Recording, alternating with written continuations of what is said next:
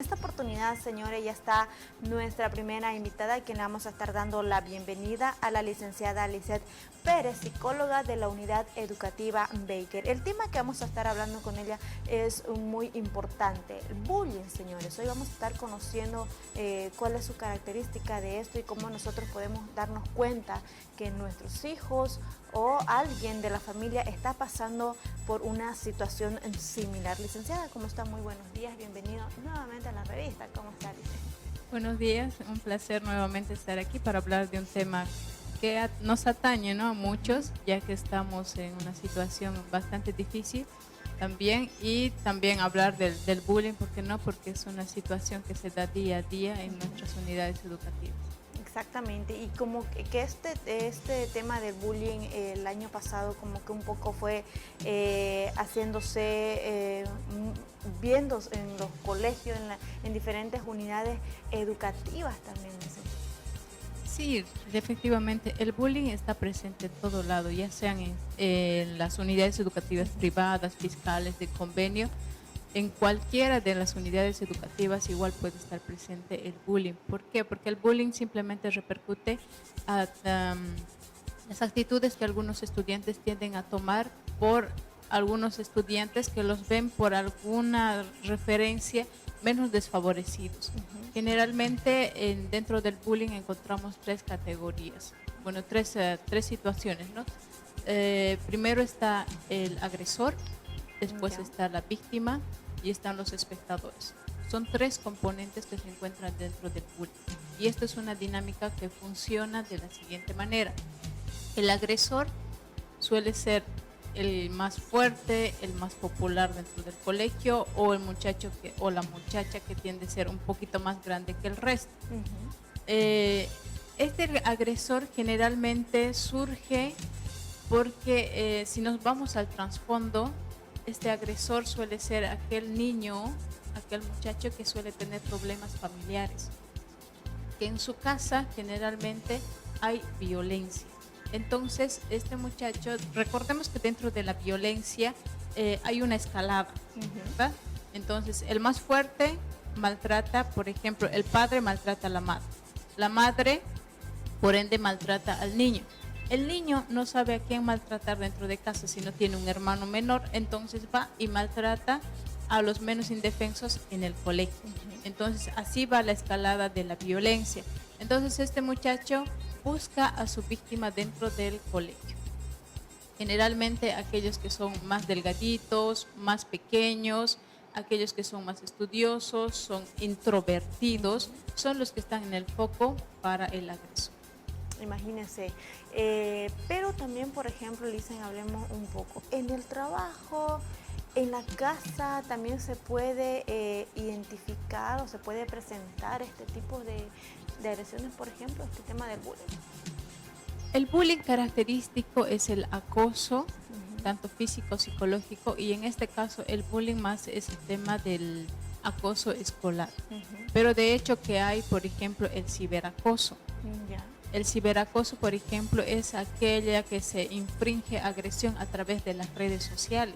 Y ahora está muy de moda eso, que nuestros hijos estén recibiendo amenazas a través de las redes sociales. De ahí los padres que tienen que estar muy alertas, que por ejemplo ahora se está viendo mucho el hecho de que hay un muchacho por ahí de 15 años, supongamos, para poner un ejemplo, que le escribe a otra muchacha que más o menos está por los 13, 14, 15 años también. Ella aparentemente piensa que está conversando con un muchacho de su edad. Y ahí ya empiezan, ¿no?, a entablar conversación y todo lo demás. Y posterior a eso ya se van al otro tema, ¿no? A tener que decir, mándame una foto, pero mándame tu otra foto. Ya ahí las fotos ya también que se ven ya más comprometedoras. Mándame una foto simplemente con tu ropa interior. Y las muchachas generalmente van cayendo en eso. ¿Por qué? Porque hay una infinidad de cosas que van utilizando los agresores en el ciberacoso. Entonces ahí ya envía la foto y a partir de eso ya van extorsionando con esas fotografías que le han ido mandando. Entonces ahí podemos encontrar el acoso sexual también. Entonces hay que estar muy alertas porque el bullying que antes se daba simplemente en las unidades educativas de manera presencial, por así decirlo, ahora ya se puede dar lo mismo a través de las redes sociales, que pueden estar también ahí los insultos, los maltratos, algunas fotografías que sus compañeros hayan conseguido, y a través de las redes sociales van haciéndole memes, los memes que a veces nos parecen graciosos, pero no para todos los memes son graciosos cuando te están haciendo la burla de ti. Entonces, a través de esas situaciones van haciendo el acoso también. Licenciada, el año pasado se ha hablado bastante de este tema del bullying, porque en algunas unidades educativas hubo este tema de lo que es el bullying, ¿no? Alguien decía por ahí, una mamá que pasó por esta situación también, llegaba lo que era la niña a la casa, era un poco tímida, solamente quería estar en el cuarto, no quería comer, y ella a veces preguntaba, pero ¿por qué mi hija está pasando por esta situación?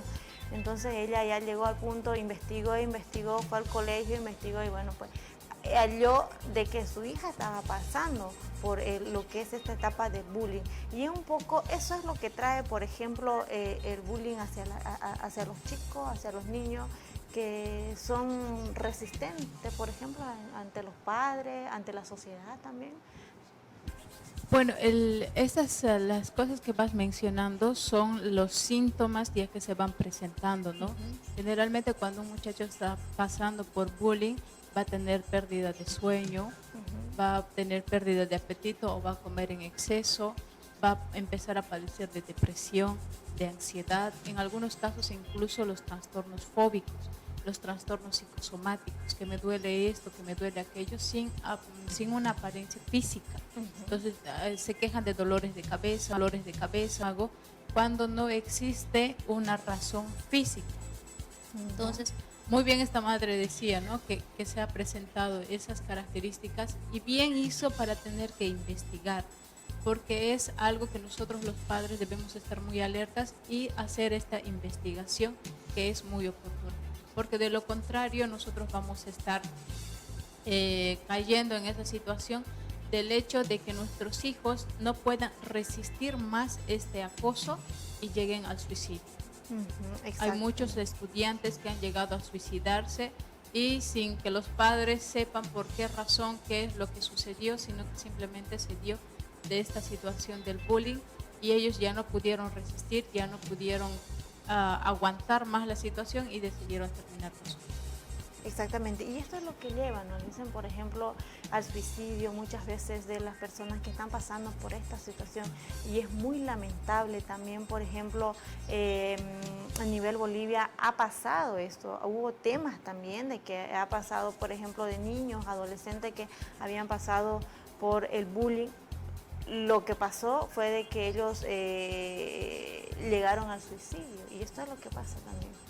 Sí, es un tema bastante alarmante. Muchas veces nosotros decimos, ¿no?, que es simplemente algo que va a suscitarse por ahí, por debajo, nada más, que lo pueden controlar.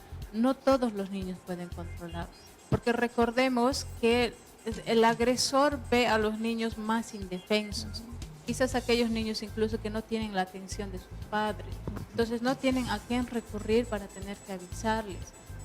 Y el miedo que les infringen los acosadores hace que estos niños no cuenten a nadie. Entonces simplemente van ellos guardándoselo, porque dicen, si mi mamá va a venir o mi papá va a venir a reclamar de lo que está pasando, entonces el golpe y el acoso va a ser más fuerte. Entonces es algo a lo que no quieren arriesgarse tampoco. Entonces por esta situación van ahí pues aguantando hasta que al final no pueden.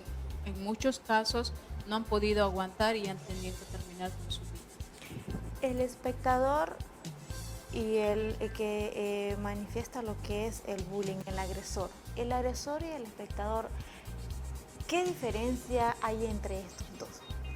Eso sí es una buena pregunta. Generalmente al que se tiende solo a acusar es el agresor.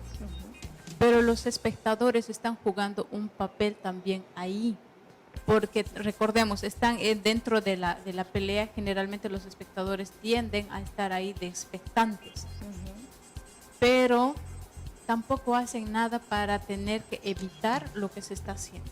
Supóngase que está golpeándole al niño, y los espectadores están ahí más bien echándole porras y diciéndole, vamos, dale, tú puedes. Entonces ellos están jugando también un papel. Entonces los que somos violentos no solo somos los que golpeamos, sino somos los que también miramos y no estamos haciendo nada para tener que mitigar eso. Entonces no avisamos al profesor, no avisamos al director, sino más bien somos los que vamos alentando. Entonces los espectadores también tienen que recibir ayuda. ¿Por qué? Porque en ellos está entrando la idea de que la violencia, ese tipo de actos, es algo normal. Y que a partir de eso incluso ellos tienen que decir, vamos, dale. Entonces echarle porras todavía a un acto que debería ser denunciado y no debería ser simplemente quedarse ahí en la impunidad. ¿Tienen la misma culpabilidad, por ejemplo? No la misma culpabilidad en una línea horizontal, pero sí es como que son parte, ¿no? Ellos deberían también ser conscientes de que simplemente el hecho de tener que mirar y no hacer nada para tener que terminar con un acto de violencia también es malo, es algo muy dañino. Entonces ellos deben ser conscientes de esto. Los padres también deben trabajar en esto. Muchas veces los padres dicen, no, pero mi hijo no ha hecho nada, Sí. no la ha golpeado, simplemente ha visto. Y ha grabado. Y ha grabado, nada más, no hizo, no se ha metido, no le ha tocado nada. Entonces, pareciera que los padres están viéndolo como muy pequeñito, pero tengamos en cuenta que más adelante este que ha sido espectador puede llegar también a ser el agresor, puede llegar a golpear.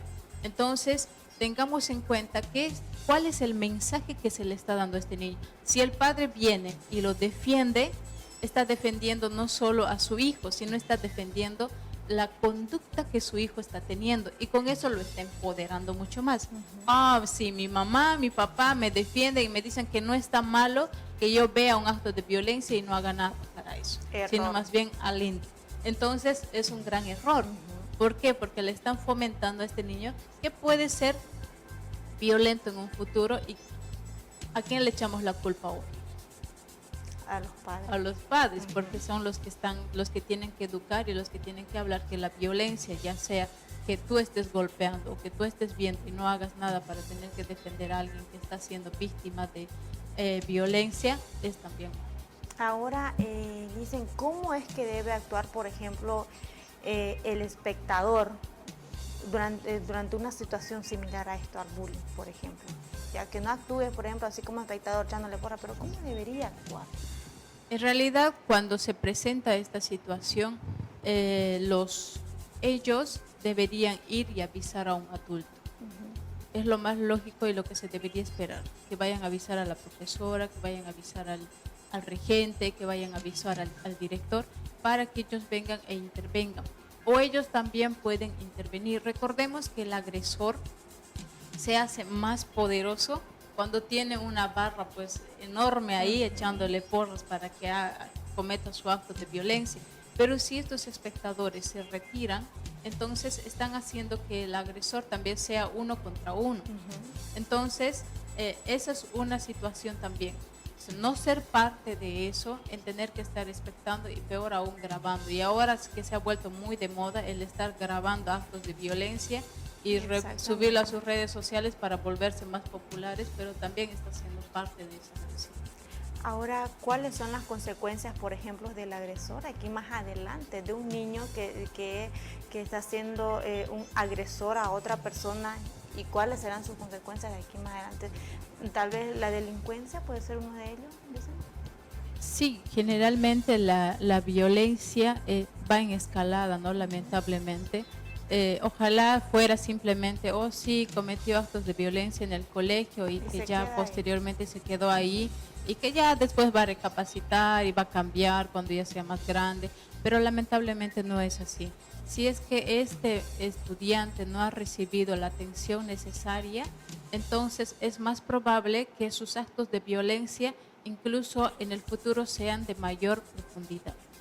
Entonces sean mucho más graves, ya no simplemente golpee a un adolescente, golpee a alguien de su edad, sino que ya infrinja contra la vida de esta persona. ¿Por qué? Porque va a necesitar generalmente los agresores necesitan como ir un poquito más allá, ¿no? Por ejemplo, los asesinos en serie no se hicieron asesinos de la noche a la mañana, sino que fue en escalada. Estos agresores, cuando nosotros vamos hacia atrás, incluso empezaron matando simplemente hormigas, echándoles gasolina ahí a una colmena de hormigas, los incendiaron y para ellos les pareció lo más gracioso del mundo el tener que ver ahí a las hormigas revolcarse quemándose, ¿no? Después pasaron a matar gatos y lo empiezan a disfrutar. Y ahí empiezan después a incursionar con las personas.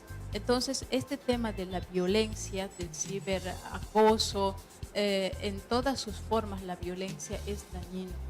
Y nosotros tenemos que ser muy conscientes como padres de familia, intervenir, prevenir en este momento que se está dando. Si ustedes reciben una notificación del director para que vayan ustedes a hablar en la unidad educativa porque su hijo ha golpeado a alguien, no lo defiendan en el hecho de tener que defender la violencia que está generando su hijo. Más bien buscar ayuda pertinente para que su hijo pueda canalizar su ira de otra manera y ustedes también examinarse como padres de familia cuál es el ejemplo que ustedes les están dando en casa. Puede ser que dentro de casa se esté viendo violencia y simplemente sea reflejo de eso. Entonces, de esa manera se trabaja con toda la familia y podemos evitar que en un futuro este estudiante pueda, ¿no?, repercutir y pueda terminar pues con un asesinato. Que en algunos casos también se ha dado de adolescentes que han matado a sus compañeros cuando simplemente estaban haciendo esta situación del bullying. Han llegado a terminar con la vida de aquellos a los cuales los estaban acusando. Quizás no intencionalmente, supóngase que le estaba golpeando y al golpearle le empujó y cayó en la cabeza en un objeto duro y listo. Tal vez no era la intención al hecho de tener que matarlo, pero en la situación de cómo se estaba dando, o lo golpeó tanto que el niño ya no aguantó y murió. Entonces puede darse también estas situaciones, entonces hay que tener bastante cuidado, padres de familia, por favor, estar alertas a estas manifestaciones que se presenten en nuestros hijos y dar atención no solo a la víctima, sino también al agresor y a los espectadores. Ahí está la recomendación. Licenciada, muchísimas gracias por estar con nosotros y hablando de este tema tan importante. Lunes tras lunes vamos a venir hablando con usted tema sobre esto, ¿no? Del bullying, el ciberacoso, temas importantes que le interesa a la población. De verdad, le agradezco por la preferencia de estar acá y bueno, pues para ir terminando, necesita rapidito, ¿hay tratamiento para esto? Hay tratamiento, simplemente ustedes tienen que buscar una ayuda profesional. Les vuelvo a recalcar, no solo para la víctima. En primera instancia sí para la víctima porque es el que más está sufriendo en este momento. Pero también se debe buscar ayuda para el agresor y para los espectadores. Y sí se puede ir trabajando esta situación de la violencia que se va presentando.